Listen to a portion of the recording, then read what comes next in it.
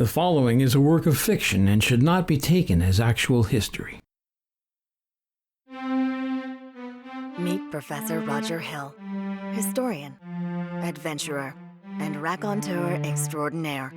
He travels to parallel worlds where history went differently and brings back lectures on his findings. So grab a prime seat, pay attention, and take good notes. This is Alternate History 100. Welcome to the class.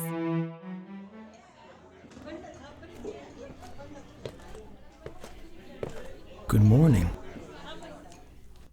It's June 30th, 1908. You're camping in the taiga of Siberia, and you look up, and you see this bluish-white light, brighter than the sun, and it's zipping across the sky at 60,000 miles per hour. And as you wonder what it is, BAM!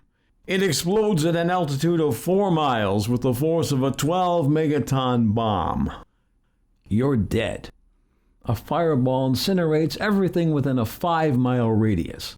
And beyond that, 80 million trees are flattened over an area of 830 square miles. Windows are broken as much as 1,000 miles away.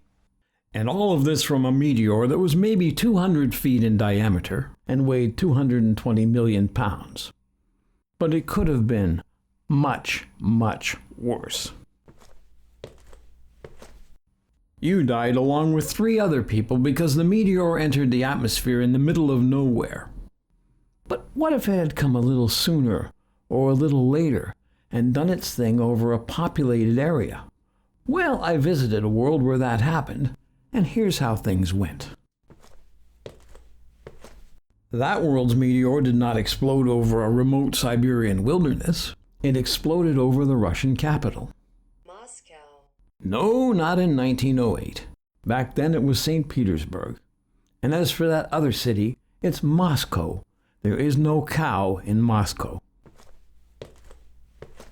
St. Petersburg at the time had about 1.5 million people. The explosion from the meteor, about 1,000 times as powerful as the atomic bomb dropped on Hiroshima, killed most of them. Among the dead were the bulk of the government and the entire Russian royal family, which meant that essentially no one was in charge. All of the problems that bubbled up in 1905 returned. There were strikes and dissent and various factions trying to get control. A couple of guys who had been in exile came back. Their names were Lenin and Trotsky. I'm sure you can imagine that they made some trouble. And none of this should be a surprise to you. As I've said before in this class, nature abhors a vacuum. Now let's think about Europe of that time. France had made an alliance with Russia in 1894. Each promised to come to the other's aid if it were attacked by Germany or Austria-Hungary. But now it seemed that the promise wasn't worth much to France because Russia was in no shape to fight a war. So what do you suppose Germany did in this situation? Did they go after the weakened enemy on their east? No! They saw this as the perfect opportunity to fight a one-front war with France. It had always been the plan to take out France first, and then go after Russia. And on August 2nd, 1909, they put that plan into action. As in our 1914, they crossed the Belgian border and moved over the flat terrain of that country. As in our 1914, that violation of Belgian neutrality brought Britain into the war. As in our 1914, the Belgians fought well enough to buy the British enough time to land a small expeditionary force. But unlike our 1914, the German army was not divided on 2 fronts. It did have enough power to carry out the von Schlieffen plan, smash through the enemy defenses, encircle Paris, and force the French government into surrender in fairly short order. There was no taxicab army, no miracle on the Marne. It was 1871 all over again, and it ended with the same kind of humiliating treaty.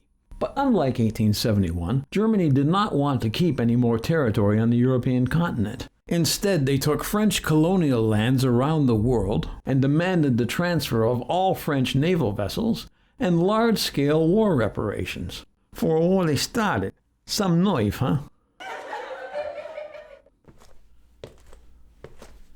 Britain made no concessions but still had to sign a truce because, with Germany controlling the Channel ports, she was unable to land more troops. American President William Howard Taft wanted to mediate the talks in a way that would be kinder to France, but was rebuffed by the Germans.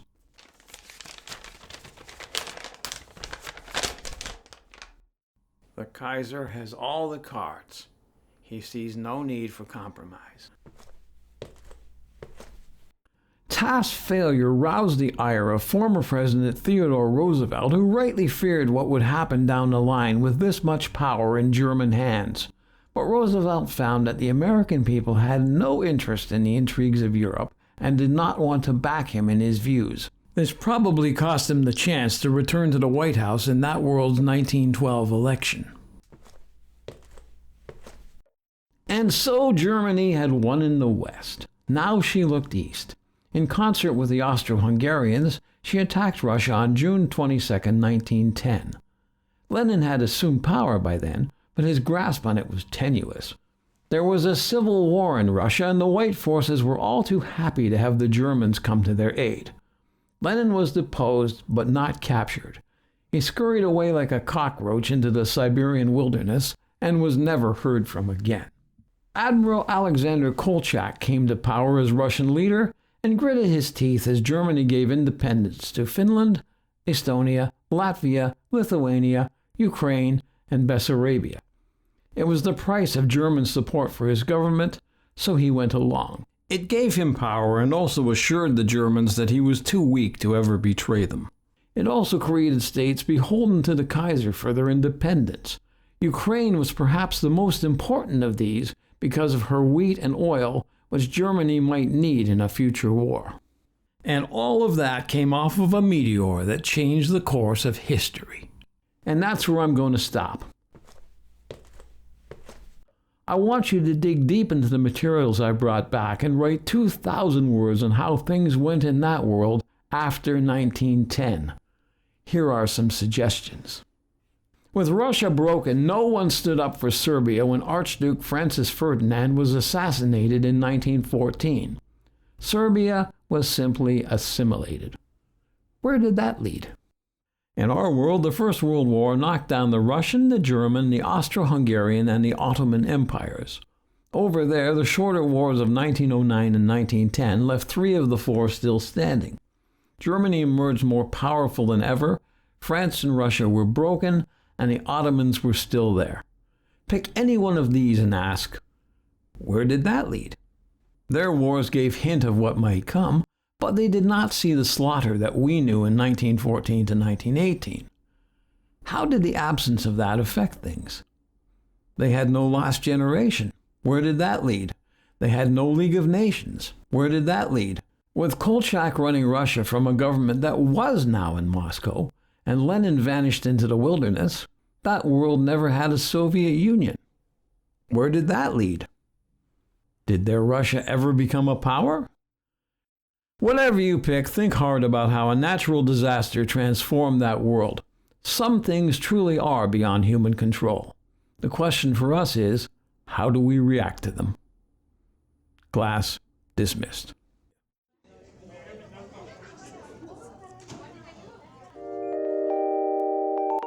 Hi, I'm Gary Wheeler. Alternate History 100 is a labor of love with the twin goals of entertaining you and making you think.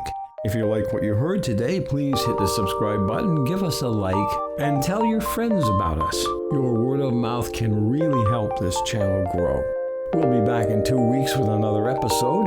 Until then, keep thinking and make some history of your own. The preceding was a work of fiction and should not be taken as actual history.